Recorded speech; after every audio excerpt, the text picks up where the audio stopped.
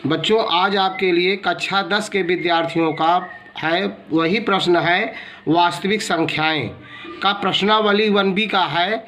इसमें है आपको, हमारे पास मनोहर प्रकाशन का किताब है, उसी में से है प्रश्न कि HCF और LCM ज्ञात करने हेतु अभाज्य गुणनखंड विधि। अभाज्य गुणनखंड विधि, इसको पहले भी वीडियो डाला जा चुका है, लेकिन अभाज्य गुणनखंड विधि किसे कहते हैं पहले जान लीजिए।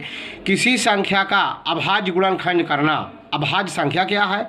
वह संख्या जो एक तथा स्वयं के अतिरिक्त किसी तीसरी संख्या से न कटे उसे अभाज्य संख्या कहते हैं। तो इसमें केवल अभाज्य गुणनखंड करना है। तो कैसे आप ज्ञात करेंगे उसके बारे में संपूर्ण फार्मूला हम लिख दे रहे हैं, आपको बता रहे हैं। मान लीजिए सर्वप्रथम दी हुई संख्याओं के सभी अभाज्य गुणनखंड ज्ञात कीजिए।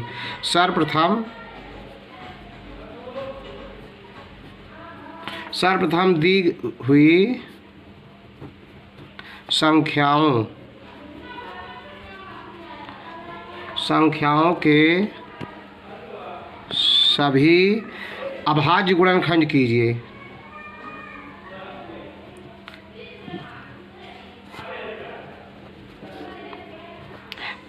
सबसे पहला नियम है आपको अभाज्य गुणनखंड करना, जितनी भी संख्या दिया गया उसका अभाज्य गुणनखंड करना।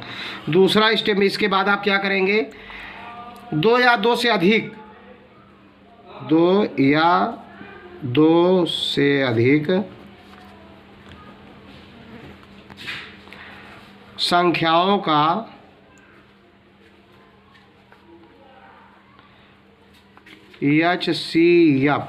HCF का मतलब है हाईएस्ट कॉमन फैक्टर, बराबर होता है, ये सूत्र बराबर होगा संख्याओं में प्रत्येक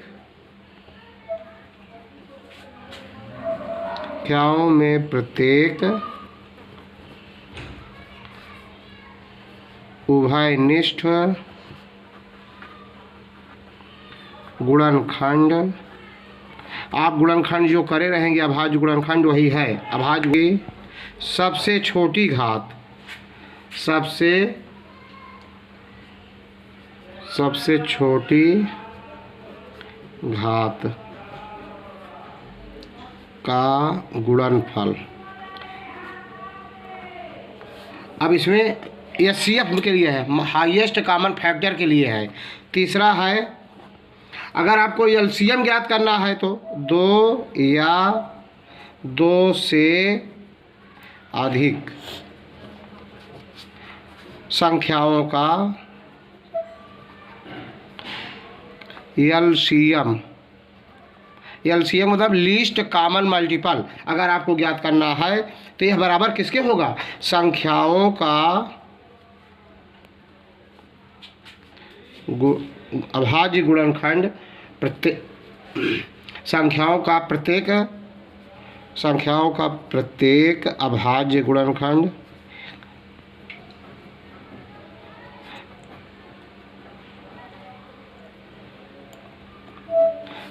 गुणनखंड की सबसे बड़ी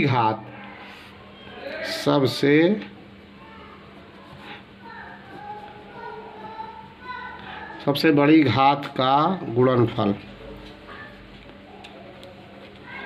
लघुत्तम में सबसे बड़ी घात का, जितनी बड़ी घात होगी उसको लेकर के आपस में गुणा कर दिया जाता है।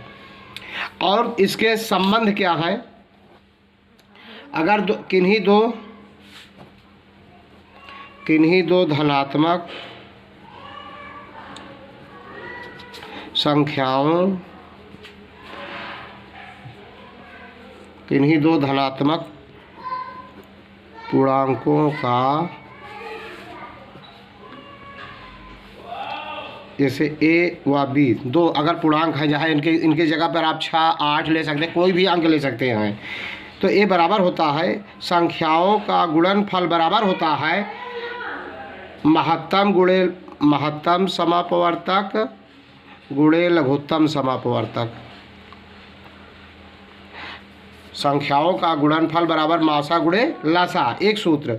दूसरा सूत्र बनता है इसका, दूसरा सूत्र है अगर आपसे पूछा जाए कि HCF बराबर हाईएस्ट कॉमन फैक्टर बराबर हो जाएगा संख्याओं का गुणनफल, मतलब a गुणे b जो संख्या दिया गया संख्याओं का गुणनफल बराबर एलसीएम। दोनों संख्या का गुणनफल करके लासा से भाग दे दीजिए। तीसरा है, अगर आपसे एलसीएम पूछा जाए कि एलसीएम बराबर, तो ए बी संख्याओं का गुणनफल बटे एचसीएफ, मतलब महत्तम समापवर्तक से भाग दे दीजिए। 4 सूत्र बना इसका, 1 2 3 संख्याओं का गुणनफल मासा गुणे लासा 1 हो गया, मासा बराबर लासा बराबर। और यदि आपसे पूछा जाए कि कोई एक संख्या ज्ञात करना हो, जैसे ए बराबर आपको ज्ञात करना हो, मतलब पहली संख्या बराबर ज्ञात करना हो, तो मासा गुणे लासा बटे ज्ञात संख्या, इसमें जो एक संख्या ज्ञात हो। अब बी बराबर दूसरी संख्या पूछा जाए तो मासा गुणे लासा बटे ज्ञात संख्या। इसमें जहाँ ए का मान पूछे जहाँ बी का मान पूछे तो एक ज्ञात रहता है एक अज्ञात रहता है, भाग दे देंगे 4। इस प्रकार से प्रश्नावली 1B पूरा इसी सूत्र पर आपका आधारित है। यदि वीडियो अच्छा लगा हो तो लाइक करना, सब्सक्राइब करना। जय हिंद, जय भारत।